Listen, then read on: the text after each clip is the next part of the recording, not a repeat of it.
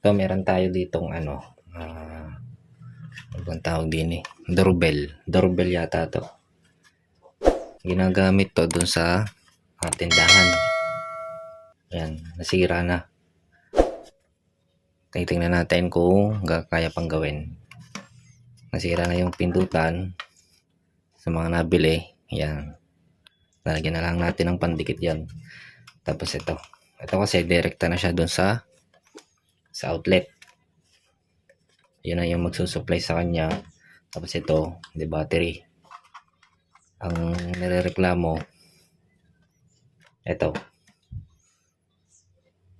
Ito yung battery niya.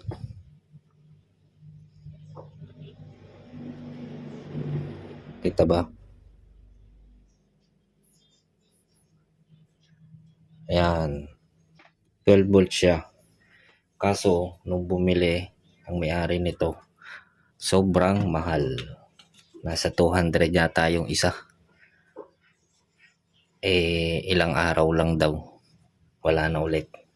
Kaya ang gagawin natin, ano naman siya, 12 volts to. Gagawin ko, convert na lang natin sa dito. Power supply na 12 volts. Tingnan natin.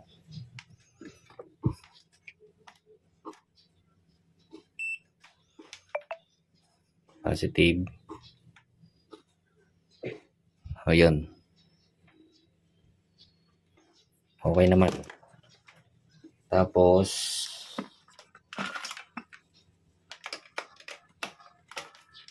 gawin na lang natin ito. Hinang na lang natin dito para matibay. Hindi na bili ng bili nitong battery na to. 200. Ang presyo nito mga nasa 150 lang yata to, 200 yata sa Shopee o Lazada.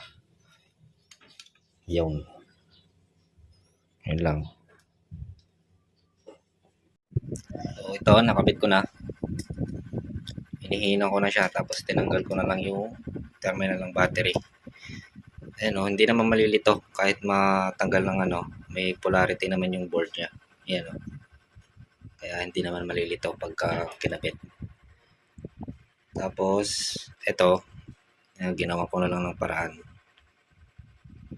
Nilagyan ko ng 3 plug. Maganda to. Sulit yung bili. Mura lang siya pero madaming pwedeng paggamitan. Tsaka maganda yung dikit niyan. Solid. Ayan, tapos testing na natin. Ito, sinaksak ko na siya. Tapos saksak na natin tong controller. Yan. O, ayan o. Yun o.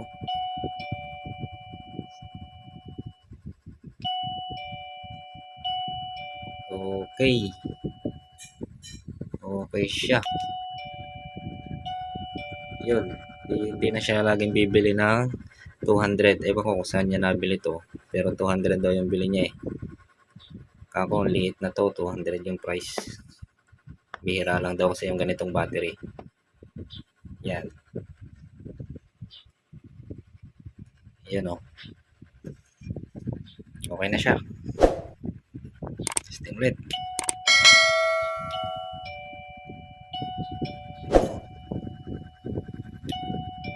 Diba?